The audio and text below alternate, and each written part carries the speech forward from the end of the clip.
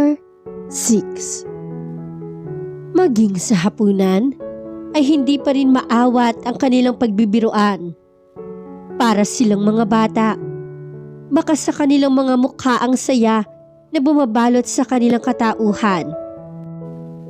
Matapos ang hapunan ay nagtungo silang dalawa sa sala para makinig ng mga music. Pinatugtog ni Samantha ang isang nagustuhan niyang seleksyon ng mga makabagong awit. Nang tumugtog ang unang kanta, tumayo ang babae at hinila si Richard sa gitna ng sala. "Hindi ako marunong sumayaw, Samantha," wika ni Richard habang nakataas sa mga kamay. "Pareho kasing kaliwa ang paa ko." "Madali lang yan, Richard. Tuturuan kita," wika ni Samantha sabay abot sa mga kamay ni Richard. Wala namang nagawa ang lalaki, kundi ang pagbigyan ito. Itinuro ni Samantha ang mga dapat gawin at ang mga basic steps. Madali namang nakuha ni Richard. At na dumating ang mahirap-hirap na parte, natatawa lang si Samantha sa lalaki. "Oh, eto naman. Itry natin." Iikot ako ng ganito. Tapos, umikot si Samantha, hawak ang kamay ni Richard. Ngunit sa hindi inaasahang pagkakataon, sumala ang paa niya at natalapid ito. Pabagsak sana ang babae kung hindi siya nasalo ni Richard. Napatawa si Samantha, ngunit natahimik nang magtama ang kanilang paningin. Nawala ang ngiti niya sa kanyang mga labi. Napalitan ang kanyang ngiti ng isang seryosong tingin. Nanatili silang nasa gitna ng sala, habang patuloy pa rin ang pagtugtog ng magandang musika. Hawak ni Richard ang dalaga sa kanyang mga bisig. Nag-usap ang kanilang mga mata. Kakabog-kabog ang kanilang mga puso. At bawat paghinga nila'y parang ramdam na ramdam nilang dalawa. Nanatili silang ganoon hanggang lumapit ang mukha ng binata sa mukha ni Samantha. Unti-unting lumalapit ang mga labi ng lalaki sa mga labing minsan na nitong nahagkan. Papalapit ng papalapit. Kumikibot-kibot naman ang puso ni Samantha. Ang mabuti pa, bukas na lang kita turuan. Baka pagod ka na." Paiwas na wika nito habang kumakalas mula sa pagkakabihag sa loob ng yakap ng lalaki. Mabuti pa nga siguro. Naaasiwang wika naman ni Richard habang tumatalikod ito at napapakamot sa ulo. "Sige," wika ng babae pagkatapos ay umakyat ito sa hagdan patungo sa ikalawang palapag. "Salamat sa lahat." Pinagmasdan naman ni Richard ang umaakyat na si Samantha sa hagdan. Nang nasa huling baitang na ito, tinawag ni Richard ang kanyang pangalan. "Samantha." Ang tawag niya. "Yes?" Ang wika naman ng babae at tumigil ito sa pag-akyat at tumingin sa binata. "Good night." Napangiti si Samantha. "Good night din," ang tugon nito. Tinungo na ni Samantha ang kanyang silid habang masayang masaya siya. Hindi niya alam kung bakit siya nagkakaganon, ngunit alam niya kung sino ang dahilan. Ang hindi lang niya matiyak ay ang mga halo-halong emosyong umiikot sa kanyang puso. Muli niyang nakita ang isang dosenang rosas na bigay ni Richard. Nasa ibabaw iyon ng kanyang kama. Naupo siya at binuksan ang kahon. Inamoy niya ang mga ito at napangiti. Samantala, sa sala, makikita nag-iisip si Richard. Patindi na ng patindi talaga itong nararamdaman ko para kay Samantha. Ano kaya kung magtapat ako sa kanya? Hindi siya mapakali. Masisiraan siya ng pait kapag hindi nakalabas ang malakas na sigaw ng kanyang damdamin. At nakapagdesisyon siya noong gabing ding yun. Sasabihin na niya ang lahat kay Samantha. Bubuksan niya ang kanyang puso. Ipapahiwatig niya sa dalaga kung gaano ito kahalaga sa kanya. Alam ni Richard, nakasabay ng pagtatapat ng pag-ibig kay Samantha ang pagsasabi ng katotohanan. Mahirap gawin, ngunit kailangan. Ngunit nangangamba siyang baka hindi siya maunawaan nito. Paano mo nga ba pagkakatiwalaan ang isang nagtago ng lihim sa'yo? Paano mo sasabihin sa iyong minamahal na niloko mo siya? Paano ko ipapaliwanag na legal ang lahat sa aming kasal? Nasa exercise room si Richard nang mag-ring ang kanyang cellphone. Tumigil siya sandali sa kanyang pag-ehersisyo. Nasa kabilang linya ang kanyang mother-in-law.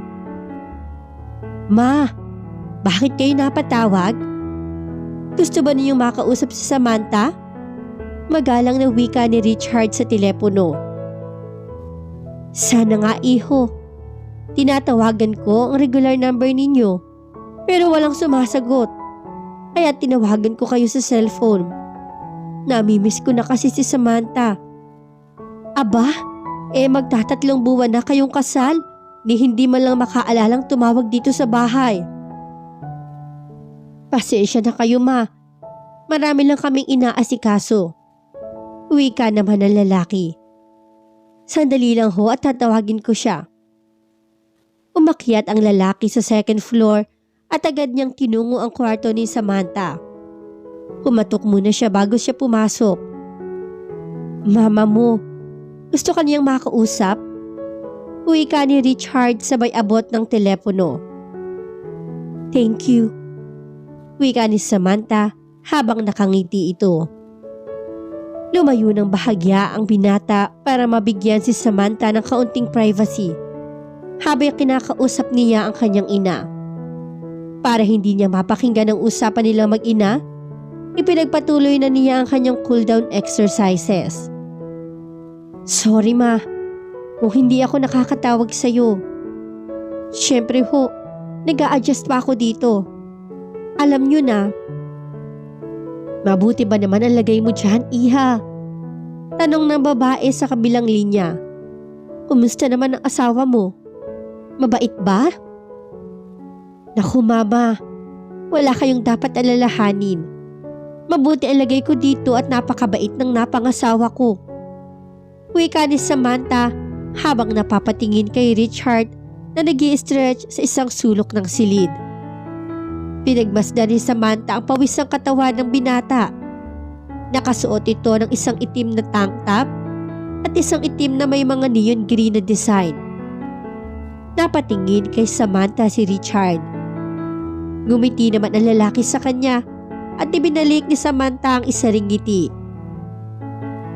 Samantha, nariyan ka pa ba? Tanong ng kanyang ina. Natauhan naman bigla siya. Oo ma, ano na nga ang tinatanong mo sa akin? Hindi kita narinig.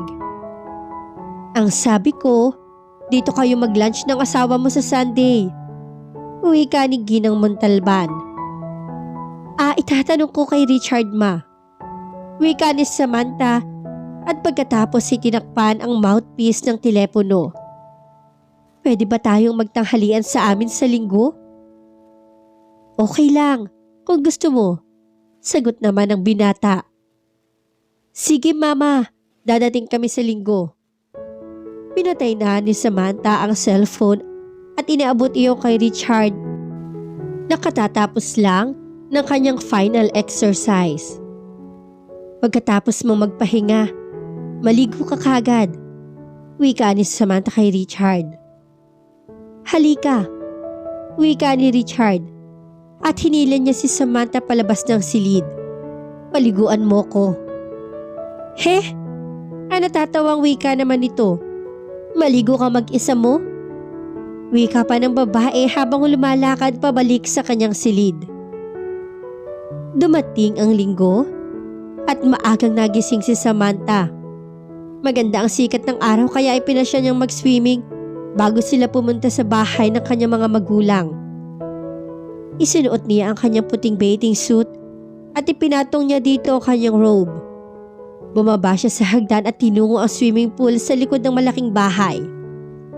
Sinalubong naman siya ng mainit na araw. Nang marating niya ang pool, napansin niya si Richard na nakahiga sa isang inflated raft sa gitna ng pool.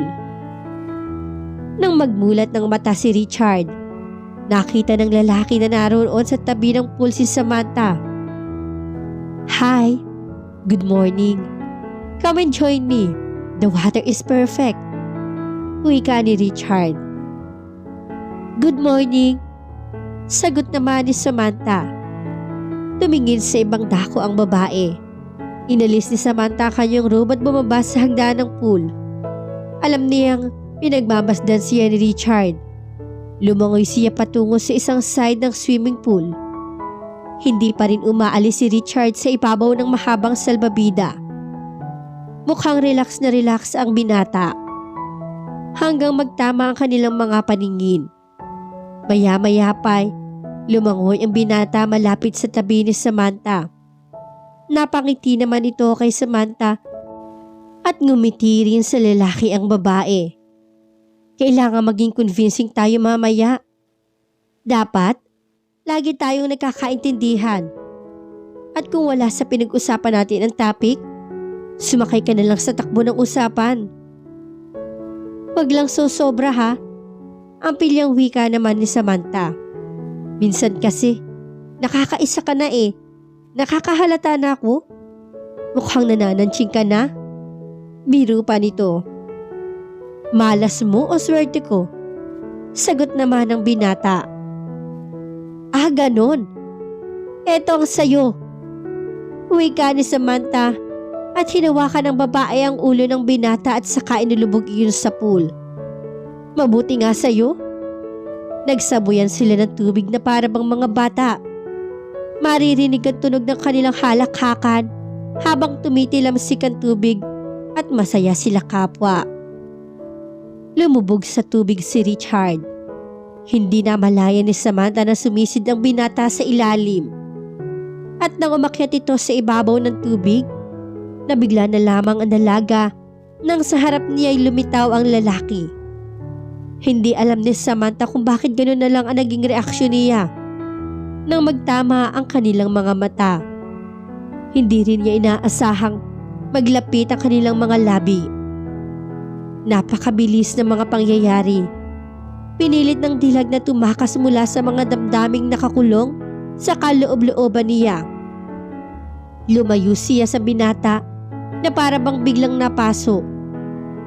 Hindi tayo makakaabot sa tanghalian kung hindi pa tayo aahon, ang nasabi ni Samantha at pagkatapos niyon ay umakyat na siya sa hagdan. Sa lahat naman ng sasabihin, iyon pa ang nasabi ko. Hindi ka tuloy nag-iisip, Samantha. Baliw. Wika niya sa kanyang sarili. Nagtanghalian sila sa bahay ng mga magulang ni Samantha. Medyo naalangan lang si Richard na kaunti dahil sa papalit-palit na mood ng dalaga. Isinama ni Ginoong Montalban ang binata sa loob ng study. Gustong makausap naman ni Mrs. Montalban ang kanyang anak ng sarilinan. Anak, bakit ibang-iba ka yata ngayon? Tanong ng ina. Ang mama naman, wala naman akong ipinag-iba ah. Nako Samantha, anong huwag mo na akong pinaiikot? Bihong si Richard ang dahilan ano? Hindi ko alam ang sinasabi niyo ma. Pagtanggi ni Samantha. Ganun ba talaga ang nakikita sa akin? Ganun ba ako ka-transparent? Tanong niya sa sarili. Come on, Samantha. Tell me. Hindi mo maitatago o maililihim sa akin ang mga bagay na yan. I'm your mother, remember? There's nothing to tell. Wika naman ni Samantha na medyo naiinis na sa sarili dahil naiinis siya sa mga pambubuyo ng kanyang ina. Kaya pala kakaiba ang ningning ng iyong mga mata? Nakita mo na ang hinahanap mo? At sa sinabing iyon ng kanyang ina, ay napangiti si Samantha. Oh, tingnan mo. There's that glow in your eyes. Wika ni Mrs. Montalban. Mama, stop it. Napipiko na ako. Ang natatawang wika niya. Bakit? Totoo naman ang sinasabi ko. Hindi ba? Ibang-iba ka na. At lahat ay napansin ko the instant you walked through that door. Hindi naman umamin ng dalaga. Nanatili siyang nakangiti sa kanyang ina. Meron kang inner glow that I can't explain. Ang hindi mo alam, it shows. And I've seen that look before. Stop teasing me, ma. Wika nito na medyo namumula na.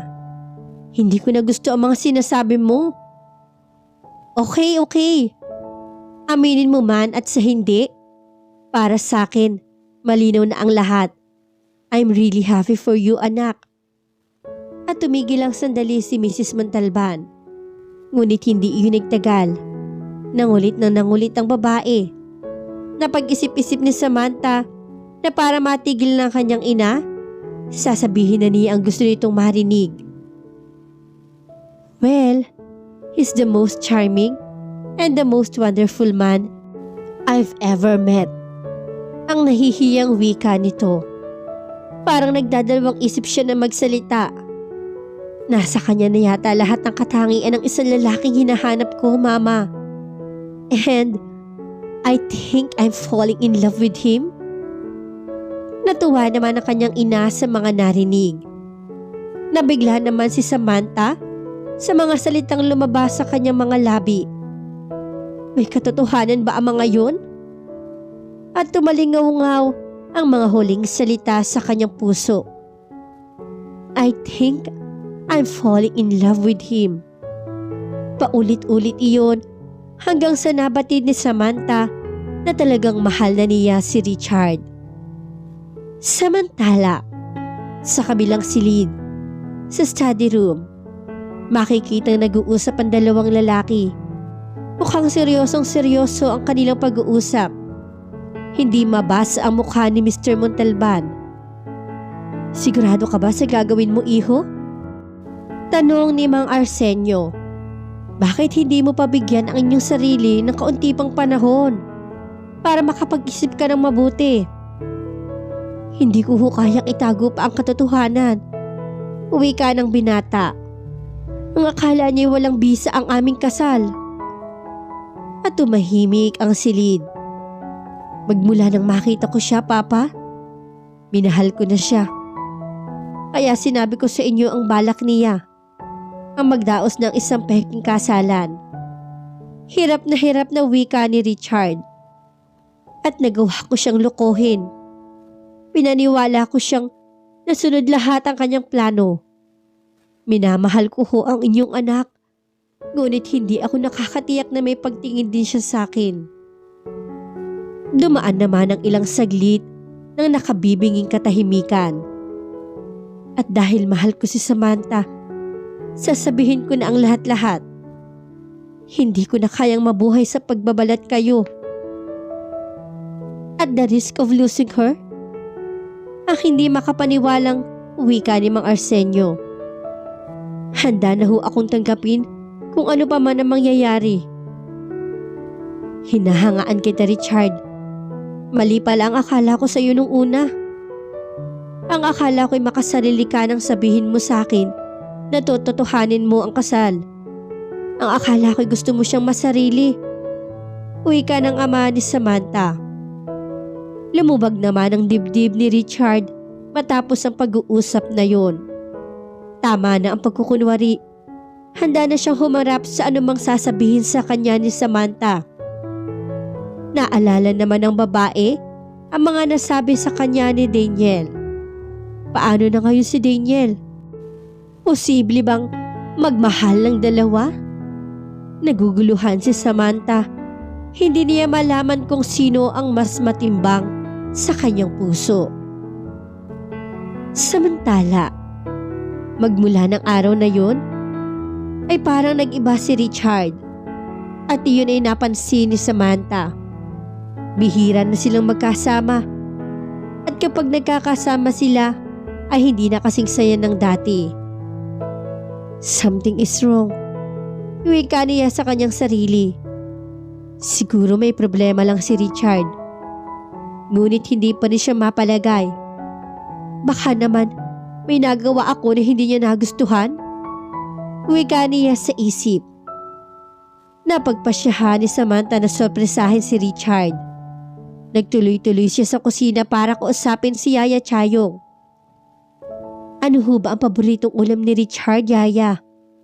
Ang nahihiyang tanong ni Samantha sa nagpalaki kay Richard.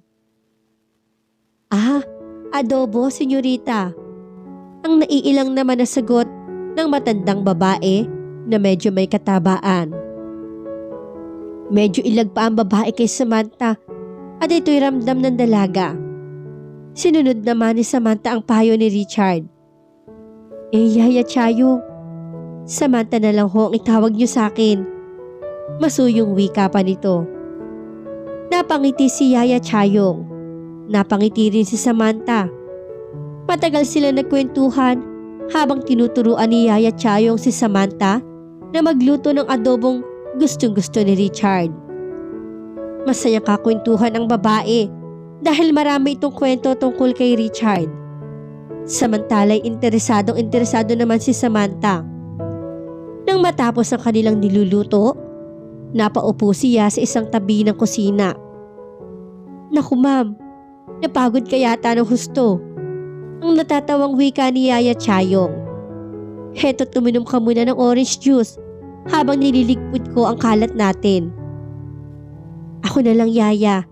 Total ako naman na nagkalat ng lahat ng iyan. Wika pa niya habang papatayo na. Ngunit pinigil siya ni Yaya Chayong. Ako na, wika nito. Maupo ka na lang dyan. Sumunod lang si Samantha. Pinagmasdan niyang magligpit si Yaya Chayong habang iniinom niya ang juice. Sinulya pa naman niya ang relo. 6:30 na pala at mga 7:30 ang dating ni Richard. Yaya Chayong, maliligo muna ako. Paalam niya.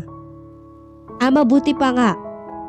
Ang nakangiting wika ng babae. Matapos naman niyang maligo at mag-ayos, tinulungan niya sina Catherine na ayusin ang table. Handa na ang lahat. Lumipas ang oras, dumating ang 10:00, ngunit wala pa rin si Richard. Alalang-alala na si Samantha. Sa pagkakataong yun ginabi si Richard, hindi rin ito tumatawag. Ano kaya ang nangyari sa taong yun? Wika niya. Baka naman may pinuntahan lang. Wika ni Yaya Chayong. Mabuti pa'y kumain ka na, iha, at wag mo na siyang hintayin. Kung late siya uuwi, tumatawag siya. At kapag may pupuntahan siya, nagpapaalam naman siya sa akin. Wika ng alalang-alalang si Samantha.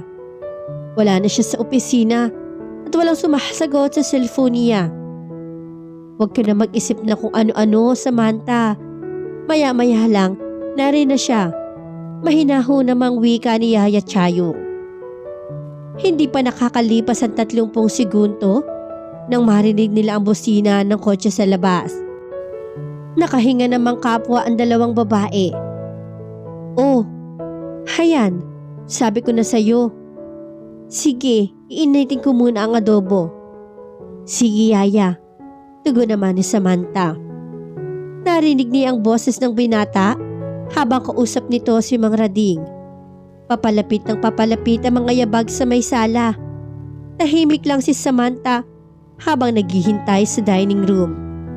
Paakyat na sana si Richard sa ikalawang palapag nang mapansin niyang bukas ang ilaw sa dining room. Pumunta siya roon upang patayin ang ilaw. Ang akala ng lalaki ay may nakaiwan na bukas ang ilaw at hindi niya inaasahang naroon si Samantha. Samantha, anong ginagawa mo dito? Tanong nang nabiglang si Richard. Bakit hindi ka pa natutulog? hinihintay kita. Wika naman niya. You don't have to do that. Malamig naman ang wika ni Richard. Medyo naiinis na si Samantha, ngunit pinanatili niya ang kanyang kahinahunan. Sinikap niyang intindihin ang lalaki. Marahil pagod lang ito. Wika niya sa sarili. Kumain ka na ba? Ipinagluto ka namin ni Yaya Chayong na paborito mong adobo. Hindi ako nagugutom. Wika naman ang binata.